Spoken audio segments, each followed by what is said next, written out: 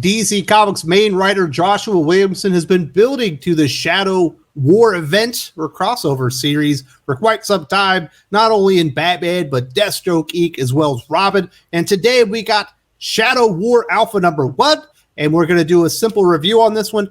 There was another big DC debut for Batman Beyond the White Knight. That review will be up later today. And here with me, as always, is the DC aficionado, the Batman historian, Joshua McDonald. How you doing, Josh? I'm doing good, Wes. How are you, brother? I'm doing fantastic. Good. So I was somewhat ready for this comic book. It's not something I needed in my life, but I was looking forward to it. Joshua Williamson, Viktor Bogdanovic on art. Certainly it's a very good, fine pairing. We knew that Ra's al Ghul was going to die in this issue. That definitely happens. There's some fun stuff happening here, Josh. My real takeaway from this, and the reason I don't think this is a highly recommend, and then maybe it's just a barely recommend, is there's a lot of strange characterization. First up is Ra's al Ghul himself. He just decides because he's dying and he's mortal now that he's going to tell the world about the Lazarus pits and the secrets to immortality. And it felt so out of character for Ra's al Ghul. Yeah, I will say I'm on a little bit of a different, just generally speaking real quick, I'm on a little bit of a different boat than you because I wasn't necessarily looking forward to this. And I think I probably enjoyed it a little more. But I do agree with you. The fact that Ra's comes in and he just like decides he's going to, I want to say, change his ways. I found myself while reading this issue trying to make sense of it in a way that it wasn't going to pull me from the story. And there's not a clear answer as to why. It just kind of happens. And I was like, okay, well, maybe he's seeing a different side, or maybe he understands that the Lazarus pits can do something that if he approaches a mission this way, it'll actually give him what he's looking for. But yeah, that was definitely a weird moment. The thing that seems to be like the catalyst for that epiphany to happen is that we see Talia al Ghul and Damian like playing, almost like a dad and a son or a mom and a daughter would be playing out, throwing the ball around. Of course, they're trying to kill each other because they're assassins or whatever. And I believe that's supposed to be like the catalyst for it, but that also felt weird.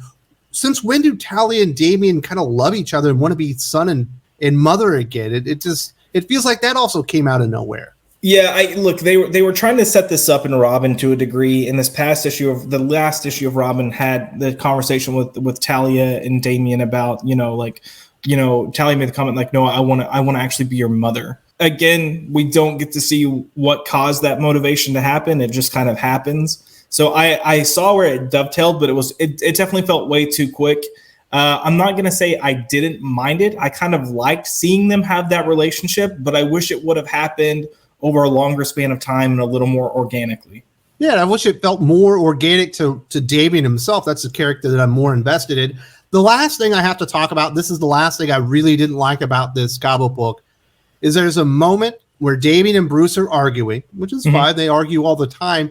And Bruce essentially blames Damian for the death of Alfred, which felt very out of bounds because he was in Hawaii banging his old lady while he sent in his teenage son to go in and try and save Alfred. So really it was his fault. Batman has been a hero for long enough. He's lost enough people along the way that he knows that it's not Damian's fault. And to try to lay the blame of the death of Alfred and lay it on his lap did not feel like Batman. It felt so wrong. Honestly, the Bruce Damian dynamic in this entire issue for me felt off. That was one of the things that I actually disliked the most was that aspect between when Damian shows up in Gotham and Oracle's like, hug your son. Meh. And Bruce doesn't have issues with Damian. I think Bruce gave Damian a leash and let him go out on his own because he realized that's what Damian needed. And if he tried to force him not to, it was only going to create conflict. So the fact that Bruce is almost chip on the shoulder type attitude towards Damian to me just did not make sense. Damian was a little bit of a brat, but he's always a little bit of a brat. So I felt like that was fine. But yeah, that whole moment and exchange, and especially when he kind of made the comment about, if I had been there, Alfred, I would have saved Alfred. It's just come on. He had the opportunity to be there. He chose to send his teenage son in so he could bang his old lady. Yeah. You had a part to play in it. Absolutely. Like, yep, no. I mean, look, if I'm being completely honest, I wish we would just forget Tom King's run entirely. You know, that's probably the smartest thing to do. So I'm more mad that Joshua Williamson actually went back to that point in time instead of just, you know, moving forward. Like, if he would have left the Alfred situation in the last issue of Robin and not touched on it again, I would have been good. We should definitely talk about the art before we get into the parts of the story that we really, really liked. Yeah. The Viktor Bogdanovic art looks fantastic. It looks like Greg Capullo art. He's obviously inspired by Greg Capullo, and the way that it's colored here looks like Greg Capullo, and it was absolutely fantastic in my mind. Absolutely. And, you know, like, I do feel that the Robin series kind of dovetails into this nicely, more so than like Batman. Batman's kind of its own thing that Joshua Williamson is doing.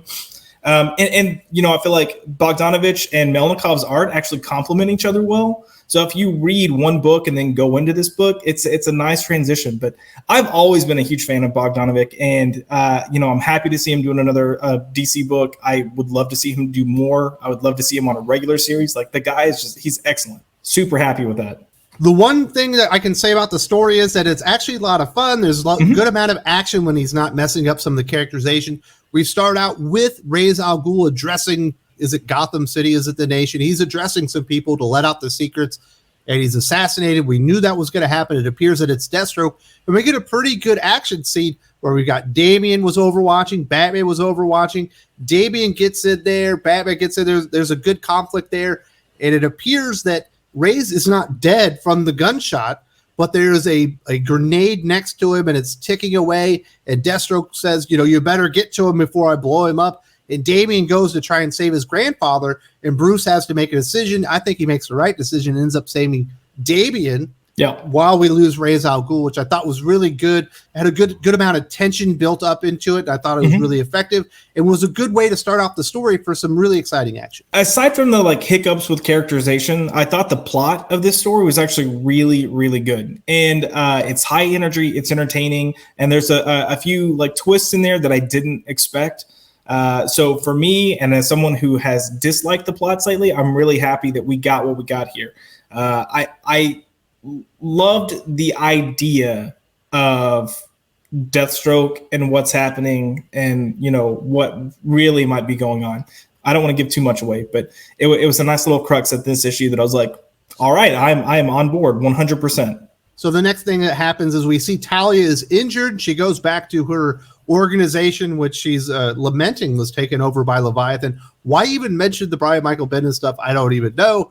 But they talk about that, and they're blaming it all on Deathstroke, but it's clear that he doesn't have the right uniform on. It doesn't, you know, it is a Deathstroke uniform, but he hasn't worn this one in years, and they decide that they're going to go take him out, and she's got all the assassins that she would ever want. She's got a big organization. They're going to go to war with Deathstroke Inc. and King Deathstroke. I want to touch on the Brian Michael Bendis note, because they had that editor's note in there, and it was something like, it was so schmarmy of like, as if you didn't read Event Leviathan and Checkmate. You know what?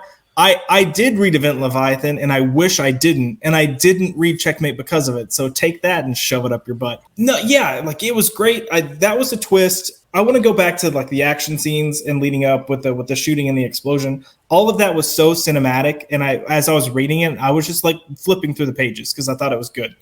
And then you get to this point, and it was just that moment of like, shit, I didn't even think about looking at his costume carefully. I didn't even realize it. And they make a strong point of saying, like, I haven't worn that costume in years. That's not my uniform. That turned everything on its head. But at this point, like, an all-out war has already started.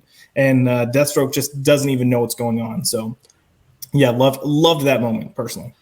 Yeah, so we get Deathstroke. He's training with his son. It turns out he's his son. I believe it's Respawn. Yep. And they're like, why did you kill Ra's al Ghul? He's like, what are you talking about? I've been here trading with my son. They're like, well, everybody on the news says that you did it. And all of a sudden a figure comes crashing through a window, and all bets are off, and we're going to war on this one. So pretty well telegraphed that it likely wasn't going to be Deathstroke, that somebody was setting him up, but you could see why they would fall for the ruse, and it brings in a nice amount of conflict with Batman and Damian kind of stuck in the middle to try and figure all this stuff out on what has turned out to be more of a murder mystery than anything.